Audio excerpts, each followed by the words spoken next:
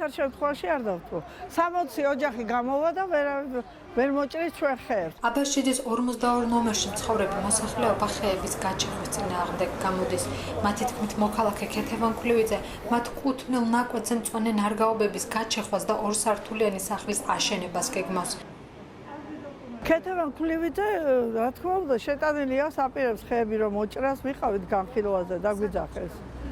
მერიაში ვიყავით, აპირებს რომ დაჭრას ეს ხეები, ამბობს რომ გამხმარი ხეებიაო დასკვნა არსებობს და ორსართულიანი სახლის აშენებას გვიპირებს. ჩვენ ვეწინააღმდეგებთ, ვინაიდან ჩვენ ფული გვაქვს გადახდილი, 17 ოჯახი დავაკმაყოფილეთ და აქედან ჟანგბადს ვიღებთ. ჩვენ აქედან ვიღებთ 60 ოჯახი, ჩვენ ამით ვიყვებებით ჟანგბადს. აქ აღარ შეგვიძლია სიარული და ასაკში შევედით, აი აქ სუნთქავთ და ამის ეხა გადაკეტვა ვისა, ამის ვიცარო და იყოს, ხო, ამის უფლება ვისა. ყველაფერი კი 1958 წელს დაიწყო, როდესაც აბაშიძის 42-ში ამხნაგობამ კორპუსის აშენება გადაწყვიტა. წითელ ხაზებში მაშინ 17 ოჯახი მოყვა, როგორც მოსახლეობა აცხადებს, 17-ვე ოჯახი იმავე კორპუსში 60-ახიანი ბინებით დაკმაყოფილდნენ. მათ რიცხვში იყო პაატაყიფიანის ოჯახი. მოსახლეობის თქმით, მან მიღებული ბინის მიუხედავად ნაკვეთზე არსებული 458 კვადრატული მეტრი მიწის ფართობი უკანონოდ მიითვისა. აი იმ ტერიტორიაზე მაცხოვრებელ ხალხს ამხანაგობა იყო მაშინ და მაშინ მიწა არ იყიდებოდა და შემოსახლდნენ ჩვენ სახლში. ზოგი პირველ სართულზე, ზოგი მეექვსე სართულზე მის აჩუქეს ბინები. ნუ ეს 92 წელში ჩვენ უფლება მოგცა მერია, რომ ეს ეზო შემოგვეღობა. მაგრამ რა მოხდა, იცი? ესე იგი მაშინ ჩვენთვის იყო მერია მოგცა, ესე იგი ჩვენი იყო ის მიწა, ხო? ამას აღარ მივდიეთ და ბოლო წლებია ესე იგი გამოჩნდა ხალხი, რომელიც კუთვნილობს ამ იმას, რა ქვია, მიწას. აქ ცხოვრობდა ბებია ჩემი, ბაბუა ჩემი.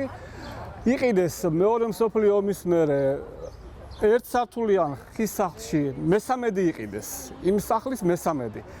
და მე რო ვაშენდა ეს კორპუსი მიცეს ამ კორპუსში ბინა. ისე როგორც ყველას მიცეს, თორე ხა რო არ მიეცათ ბინა, ხო იჩივლებდა ამდენი ეს სახლი არის 50 წელიწადია, ხო და რო არ მიეცათ ეს ბინა რა, დაეკმაყოფილებიათ, ხო იჩივლებდა ეს ადამიანი რა. ყველას მიცეს და მათ შორის ერთ-ერთმა რა, ვინც მიიღო აქ ბინა რა, გააყალბა დოკუმენტები.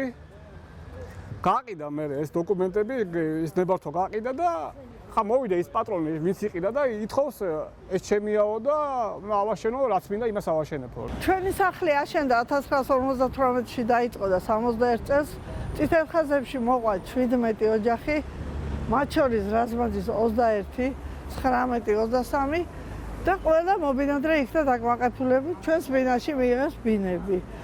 19 ნომერში მცხოვრებმა პაატაყიფიანმა თაღლითური გზით ყალბი დოკუმენტების გამოყენებით მიითვისა ჩვენი მიწის ნაკვეთი და შემდეგ გადაყიდა სხვა პიროვნებაზე. როდესაც ჩვენთვის ცნობილი გახდა, ჩვენ ეს პროცესი მოვიგეთ, მაგრამ ვინაიდან რამდენჯერმე მოხდა გადაყიდვა, კეთილსინდისიერ პირველად ჩათვალეს და დღემდე ვიბრძვით 6 წელია ძიება მიმდინარეობს და არ დამთავრდა. სანამ გადაყიდიდა, მან გამოიყენა 52 წლის დასყიდობის მოწმობა, დედამ რომ აიყიდა და სასამართლო მიუხედავად იმისა, საჯარო რეესტრი აცხადებდა, რომ რაზმაძის 19-ში ქონება არ იძებნებოდა, მოსამართლემ დაავალა იძულებითი აღსრულება საჯარო რეესტრს და აღრიცხა 458 კვადრატული, როცა თავის დროზე ქონდა 165 კვადრატული მიწა და სანაცვლოდ მივეცით 60-ახიანი ბინა ჩვენს ბინაში. ყველა დოკუმენტი გვაქვს, რომ არავითარი ქონება არ ქონია თამარ ბიბილუყიფიანს, მის ვაშვილო თაღლითური გზით მიითვისა. 60 ოჯახი, რომელთაც აღნიშნული ტერიტორია ეკუთვნით, დათმობას არ აპირებენ. საქმეს იძიებს მთავარი პროკურატურა, სარჩელი შესულია თბილისის საქალაქო სასამართლოშიც.